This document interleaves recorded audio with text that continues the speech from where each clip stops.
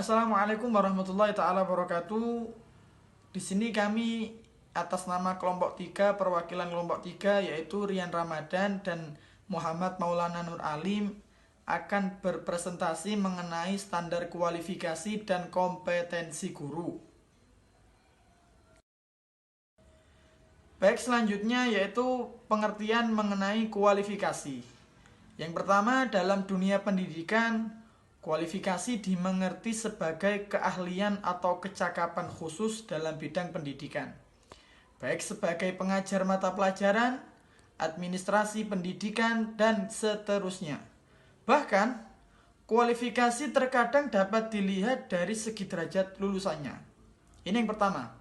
Kemudian yang kedua, kualifikasi guru dalam kegiatan belajar mengajar menentukan tercapainya tujuan pembelajaran. Keterampilan dalam pekerjaan profesi sebagai guru didukung oleh teori yang telah dipelajari. Seorang guru yang kompeten diharuskan untuk belajar terus-menerus dan mendalami fungsinya sebagai guru yang memiliki kualifikasi. Kemudian dalam kualifikasi ini terdapat standar kualifikasi merupakan batas minimal tingkat pendidikan seorang guru dan atau calon guru sesuai dengan jenjang pendidikan yang akan diajarkan.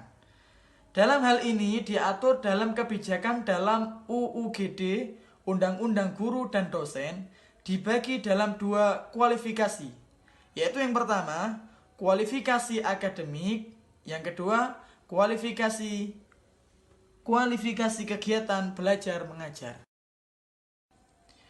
Kemudian sekarang yang pertama saya akan menjelaskan mengenai kualifikasi akademik. Berdasarkan standar pendidikan dalam peraturan pemerintah nomor 19 tahun 2005, disebutkan bahwa pendidikan harus memiliki kualifikasi akademik dan kompetensi sebagai agen pembelajaran, sehat jasmani dan rohani, serta memiliki kemampuan untuk mewujudkan tujuan pendidikan nasional. Yang meliputi yaitu yang pertama, kualifikasi akademik pendidikan minimal diploma 4 atau sarjana S1. Yang kedua, latar belakang pendidikan sesuai dengan bidang atau mata pembelajaran yang diajarkan. Kemudian yang ketiga, sertifikat profesi guru minimal 36 SKS di atas, D4 atau S1. Kemudian yang kedua, kualifikasi kegiatan belajar mengajar, yaitu yang pertama, rencana pengajaran. Yang dimaksud rencana pengajaran yaitu yang tercermin dalam kalender pendidikan, program kerja tahunan, program kerja semester, program kerja bulanan, program kerja mingguan, dan jadwal pengajaran. Ini yang rencana pengajaran. Kemudian yang kedua yaitu prosedur mengajar. Prosedur mengajar ini yaitu berkaitan dengan kegiatan mengajar guru. Kegiatan mengajar diartikan sebagai segenap aktivitas kompleks yang dilakukan guru dalam mengorganisasi atau mengatur lingkungan mengajar dengan sebaik-baiknya dan menghubungkannya dengan anak sehingga terjadi proses belajar. Ini yang prosedur mengajar. Kemudian yang ketiga ini adalah hubungan antar pribadi, yang mana dapat ditinjau dari prosesnya. Kegiatan belajar mengajar merupakan proses komunikasi antara guru dengan siswa.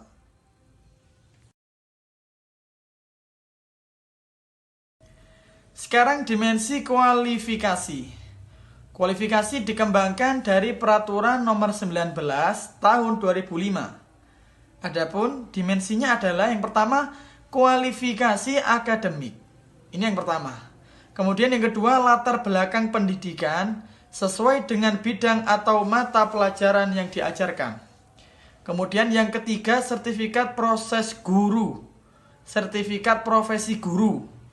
Yang keempat, rencana pengajaran. Yang kelima, prosedur mengajar. Dan yang terakhir, 6, hubungan antar pribadi. Baik, kemudian ini akan dilanjutkan oleh teman saya, Mas Muhammad Maulana Alim. Jadi kepada waktu kami persilahkan. Baik, saya akan melanjutkan presentasi dari Mas Zian. Kompetensi guru. Undang-Undang tentang Sistem Pendidikan Nasional atau Sisdiknas tahun 2003 pasal 35 ayat 1 mengemukakan bahwa standar nasional pendidikan terdiri atas standar isi, proses, kompetensi lulusan, tenaga pendidikan, sarana dan prasarana, pengelolaan, pembiayaan, dan penilaian pendidikan yang harus ditingkatkan secara berencana dan berkala. Kemudian kompetensi guru merupakan perpaduan antara kemampuan personal, keilmuan, teknologi, sosial, dan spiritual yang secara kafah membentuk kompetensi standar profesi guru yang mencakup yaitu pertama, penguasaan materi yang meliputi pemahaman karakteristik dan substansi ilmu, sumber bahan pembelajaran, pemahaman disiplin ilmu yang bersangkutan dalam konteks yang lebih luas, penggunaan metodologi ilmu yang bersangkutan untuk memverifikasi dan memantapkan pemahaman konsep yang dipelajari serta pemahaman manajemen pembelajaran. Yang kedua, pemahaman terhadap peserta didik meliputi berbagai karakteristik, tahapan-tahapan perkembangan dalam berbagai aspek, dan penerapan kognitif, afektif, dan psikomotor dalam mengoptimalkan perkembangan dan pembelajaran. Yang ketiga, pembelajaran yang mendidik yang terdiri atas pemahaman konsep dasar proses pendidikan dan pembelajaran bidang studi yang bersangkutan, serta penerapannya dalam pelaksanaan dan pengembangan pembelajaran.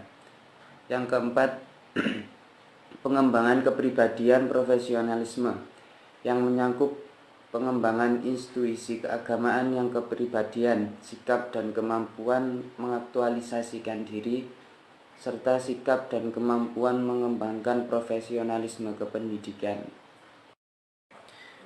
Baik, selanjutnya yaitu dimensi kompetensi guru, yaitu ada 4. Yang pertama, kompetensi pedagogik, kemudian kompetensi kepribadian, kompetensi profesional, dan kompetensi sosial.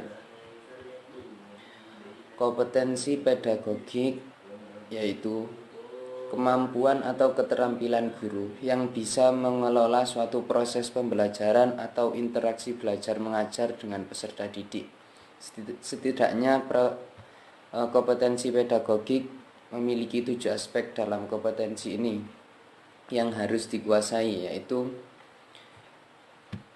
yang pertama, karakteristik peserta didik dari aspek fisik, moral, spiritual, sosial, kultural, emosional, dan intelektual. Kemudian menguasai teori belajar dan prinsip-prinsip pembelajaran yang mendidik, mengembangkan kurikulum yang terkait dengan mata pelajaran yang diampu. Yang keempat, menyelenggarakan pembelajaran yang mendidik. Yang kelima, memanfaatkan teknologi informasi dan komunikasi untuk kepentingan pembelajaran. Yang keenam, memfasilitasi pengembangan potensi peserta didik untuk mengaktualisasikan berbagai potensi yang dimiliki. Yang ketujuh, terakhir, yaitu mampu berkomunikasi secara efektif, empatik, dan santun dengan peserta didik.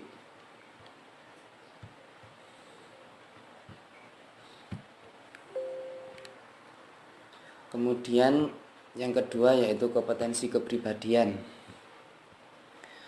Kompetensi kepribadian berkaitan dengan karakter personal.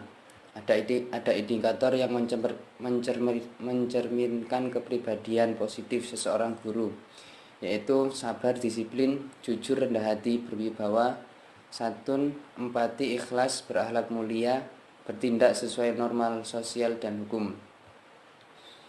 Kepribadian seorang guru harus mencerminkan positif yang wajib dimiliki, karena peran guru harus bisa jadi teladan bagi para siswanya. Selain itu, guru juga harus mampu mendidik para siswanya supaya memiliki attitude yang baik. Yang ketiga yaitu kompetensi sosial.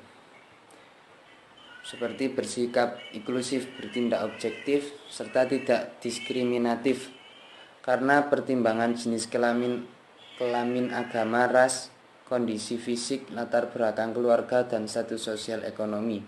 Guru hendaknya bersikap inklusif dan objektif terhadap peserta didik, teman sejawat, dan lingkungan sekitar dalam melaksanakan pembelajaran. Kemudian mampu berkomunikasi secara efektif, empatik dan santun dengan sesama pendidik, tenaga pendidikan, orang tua, dan masyarakat. Guru harus mampu berkomunikasi dengan teman dan komunitas teman ilmiah lainnya secara santun, empatik, dan efektif. Guru juga harus mampu berkomunikasi dengan orang tua, peserta didik, dan masyarakat secara santun. Guru harus mengikut sertakan orang tua atau peserta didik dan masyarakat dalam program pembelajaran dan dalam mengatasi kesulitan pembelajaran peserta didik. Yang terakhir yaitu kompetensi profesional. Kompetensi profesional yaitu menguasai materi, struktur, konsep, dan pola pikir keilmuan yang mendukung mata pelajaran yang diampu. Penjabaran dari kompetensi ini yaitu guru dapat menginterpretasikan dan menganalisis materi, struktur, konsep, dan pola pikir ilmu-ilmu yang relevan. Dengan pembelajaran mata pelajaran yang diampu, selain itu, guru haruslah memahami substansi pengetahuan mata pelajaran yang diampu serta menunjukkan manfaat mata pelajaran yang diampu.